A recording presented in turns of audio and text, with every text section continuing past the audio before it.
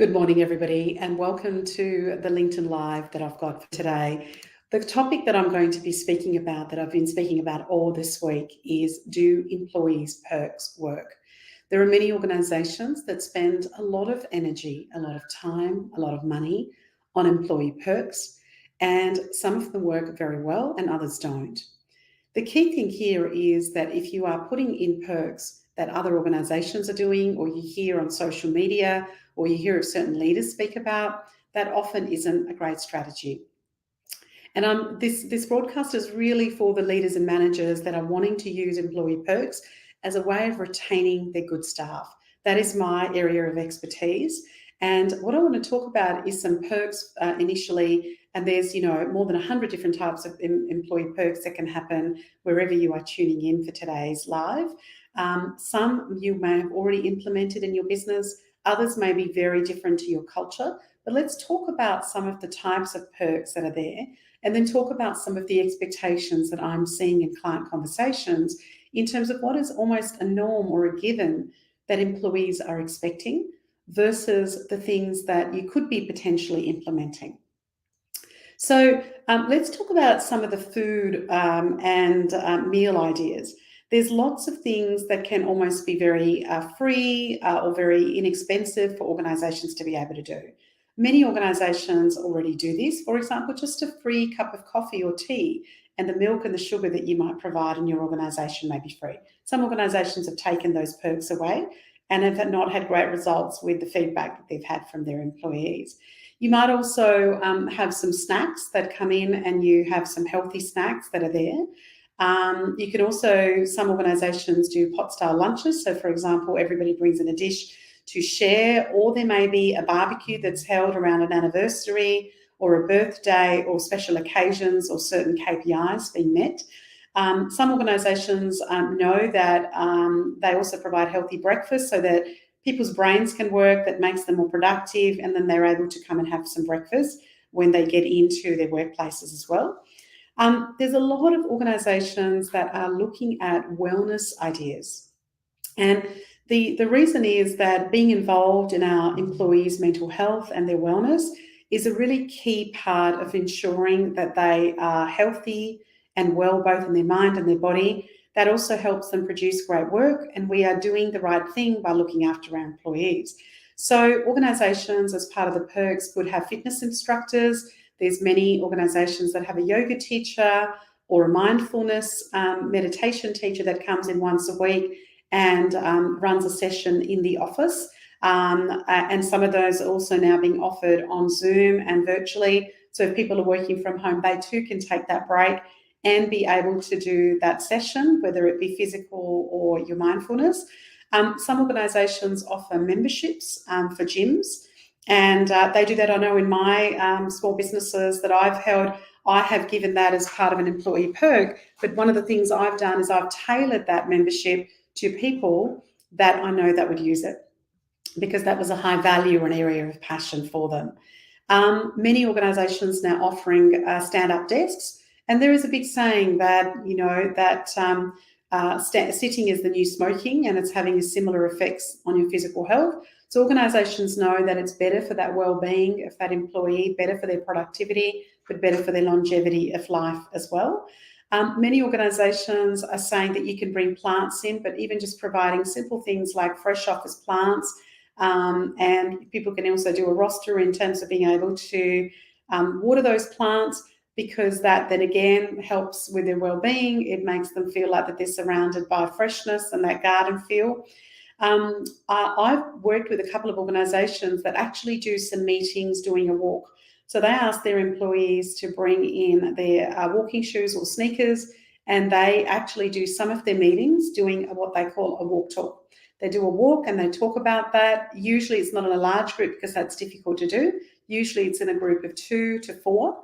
And they actually have that meeting having a walk. They've done some physical benefit, got some fresh air, and they've still been able to have their meeting around that as well. And then some organisations have gone up to that next level of perks. They've done things like, obviously many organisations with the cultural diversity they may have prayer rooms, but also there are places that are now offering meditation rooms. There are some organisations that are offering nap rooms where they know that the idea of getting a short 20 to 30-minute nap can have some really great impacts on your well-being. And so there's a number of levels, as I've just started to speak about on this live, around the level of perks that you may be able to have. And if you've got them, then what is the other couple of things you could implement that would really work for your employees? There are some organisations that offered nutritionists and specialists to come in from an overeating or a consumption of food perspective. People have had some doctors come in or kinesiologists come in, and there are a lot of organisations that are now offering massages where they have some masseurs come in. Those massages can be done at the desk, fully clothed, and they've got some masseurs that come in for some time in the morning or in the afternoon once or twice a week to be able to do that. So those ones are really designed from a well-being perspective, and we've also talked about some food and health perspective. Now let's talk a little bit about what about when you're actually away from the office, and how does that work? And again, some of these people are saying, this is a given, I expect that. This is one area where employees are saying this should really be part, not of a perk, but it's part of our working conditions. And those conditions are parental leave. So being able to look after newborns or other children in the family. Most organisations have that, but if you don't, then it'd be worthwhile looking at other organisations and how they're providing that parental leave as a perk. Also early leave. So for example, if they've got no tasks to finish on a particular day where they've got to pick their kids up, or even on a Friday. I know that I was trying to book somebody to come in to do a job at the house, and I rang them at about 3 p.m. a couple of weeks ago on a Friday. And when I rang them, they said, sorry, we finish at 1 p.m. on a Friday. We do some extra work Monday to Thursday, and then and I said, how many employees are in your business? And this was a smaller business with about 36 employees, but they actually finish work every Friday early, and they work a little bit more during the week and have that as a perk and as an incentive in their business.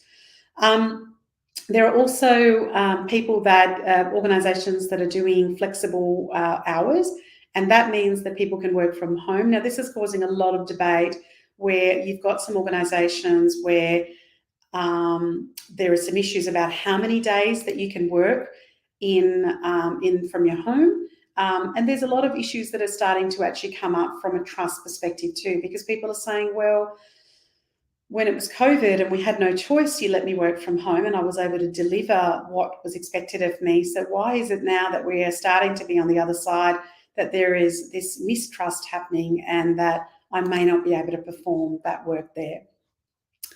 Some organisations, I have done this in previous businesses, give their employees their birthday off, that birthday to celebrate with their family and their friends, and they get that as a paid leave. I did that when one of my businesses had about 25 staff, and it actually worked beautifully. I knew that it was going to cost me 25 days or 22 to 25 days, and if their birthday fell on a weekend when they wasn't working, then they were allowed to take that Monday off, for example. So I knew that it would cost me 1 day of productivity, but the team absolutely loved that and relished that in terms of having that as a work. Flexibility and flexible time off works for certain organisations and teams really well, and it doesn't work for others. But it's a real perk for people knowing that if they've got their kids performing in a particular drama, or they're getting to a school assembly, or they've got to take their parents in, their aging parents in for a particular appointment, that they can do those flexibility things, be really transparent with the leader and be able to do that. One perk, which I haven't seen in many organisations do, but the ones that do that, is a sabbatical. Now, this is an unpaid period of leave, and there is a set time. Some organisations have done 4 weeks, some have done up to 12 weeks, so 3 months. And they only do these sabbaticals when a person has actually got to a particular level. And that level isn't the hierarchy of the organisation. That level is dependent on how many years of service they've had with that organisation. In both the cases that I was aware of, they were over 5 years of employment with that business.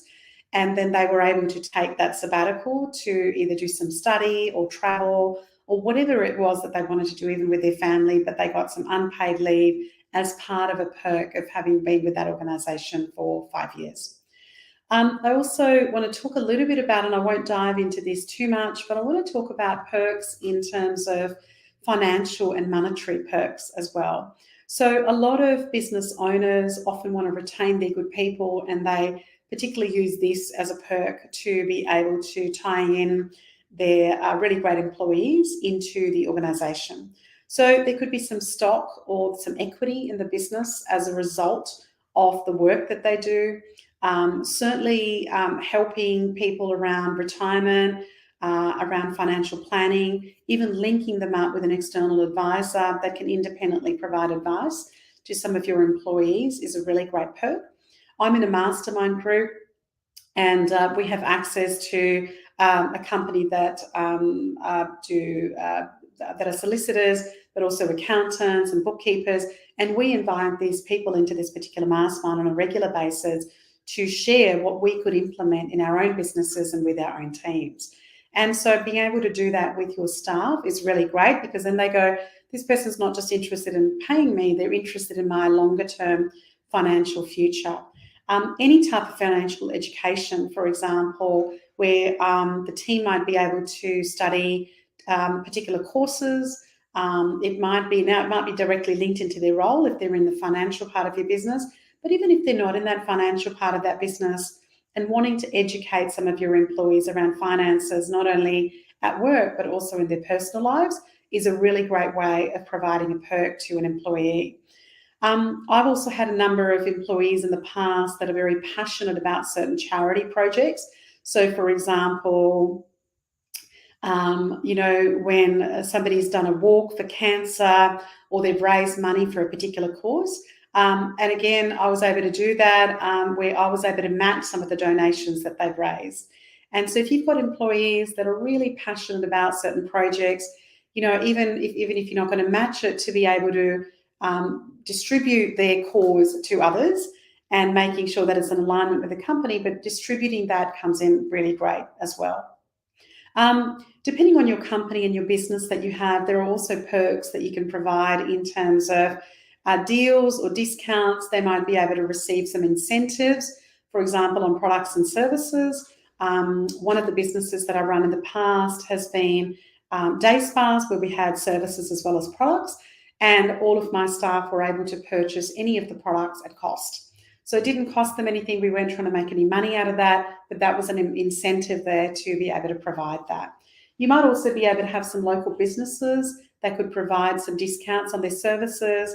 It might be, food, it might be a butcher or a baker, it might be other things to be able to do that. Organisations also can provide a tuition or to reimburse for some study. I've had an organisation that I work for in the corporate sector where I wanted to do some further study, and they said that they wouldn't pay me up front, but when I passed and got over 50% of the mark, knowing that that particular course was going to help me in my business and my work, they actually paid for 50% of the tuition in that. And that was a great perk, because that allowed me to be able to accelerate that course and do that quicker than I would have been able to afford to do that myself at the time.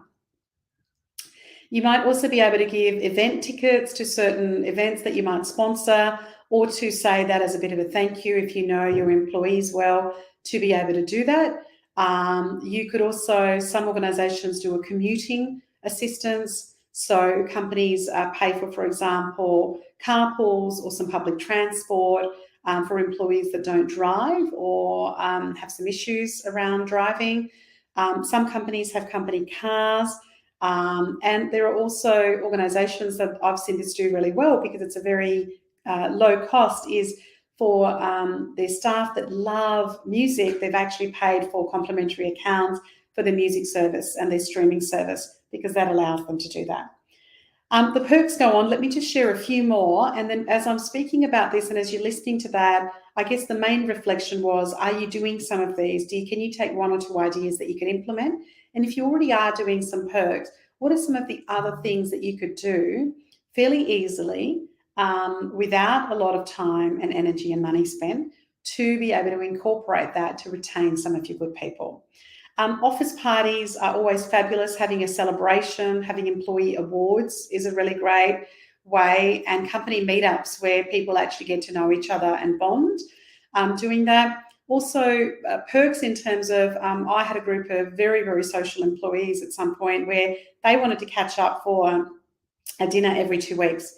And I said, look, I'm not going to fund the dinner, but one of the things that I will do is if you, for example, are going to the movies, then I will pay for a movie ticket for, I think there was 15 or 16 of them. I will pay for a movie ticket for all of you. And so they did that every fortnight. It didn't add up to a lot in a year, but it was a really, really great perk in terms of being able to do that. The recognition is a really big one in terms of retaining great people to be able to provide the right perks. So having somebody come and spend time with you as a leader, or to have lunch with a CEO, or when you're doing an onboarding of a new employee, having a welcome package.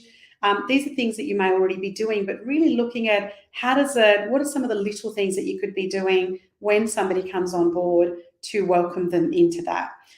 Also recording, having a message board where you record employees' achievements.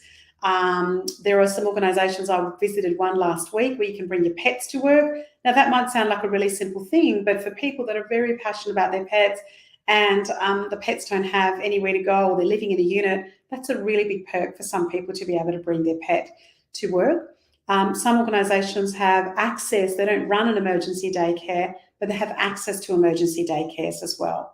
One of the best perks, probably because I love reading, that I've seen is an organisation that's had a library, and in that library people have got some great business books, self-improvement books, some fiction as well, where they can go in and do that.